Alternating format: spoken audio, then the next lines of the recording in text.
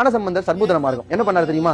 கல்யாண கோலத்துல அவருடைய வேள்வித்தியில கதவை திறக்கிறாரு. கைலாயத்துக்கு அனுப்பிட்டு ஞானசம்பந்தம் அது வழியா போறாரு மேல. ரெண்டாவது சுந்தரருக்கு குதிரையை வெள்ளியானை அனுப்புறாரு. அவர் நண்பருக்கு குதிரையை அனுப்புறாரு. ஐராவது வெள்ளியானை அனுப்பி வைக்கிறாரு. சுந்தரர் ஏறி உட்கார்ந்துக்கிறாரு. கைலாயத்துக்கு கூட்டு போயிட்டார்.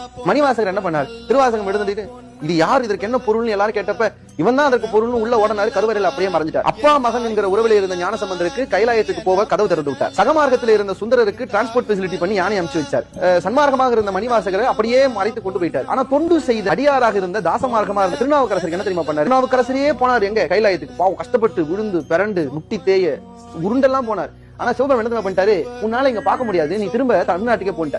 இப்ப நம்ம நினைக்கலாம், ஞானசம்பந்தரை இங்க வந்து கூட்டு போனேன், சுந்தரரை கூட்டு போனேன், மணிவாசகரை கூட்டு போனேன், ஏன்பா இவரையும் கூட்டு போக வேண்டியதானப்பா? அவ்வளவு தூரம் வந்துட்டாரு, ஏன்பா திருப்பி அனுப்புறாரு? இந்த குளத்துல மூழ்கி திருவையாறுல எழுந்துக்கண்ணார். திருவையாறுல திருநாவுக்கரசு எழுந்தா சாகித்ய பெயர் எடுத்துட்டு வந்து இங்க காட்சி கொடுக்கிறார். நீங்கள் இறைவனுக்கு பக்தி செய்து ஞானசம்பந்தரை போல இருந்தாலும், நீங்கள் சகமார்க்கமாக சுந்தரராக பாவித்தாலும், இறைவனை நீங்கள் காதலாகி கசிந்து மணிவாசகரை போல வேண்டினாலும் இறைவன் கைலாயத்தை நோக்கி வருவதற்கு வழி செய்வான். ஆனால் யார் ஒருவர் திருநாவுக்கரசரை போல ஒரு அடியார் போல தொண்டு செய்கிறார்களோ, தொண்டு செய்பவர்களை நீ வா என்று அவரிடத்தில் அழைக்காமல் கைலாயத்தையே பெயர்த்து கொண்டு வந்து காட்சி கொடுப்பார்.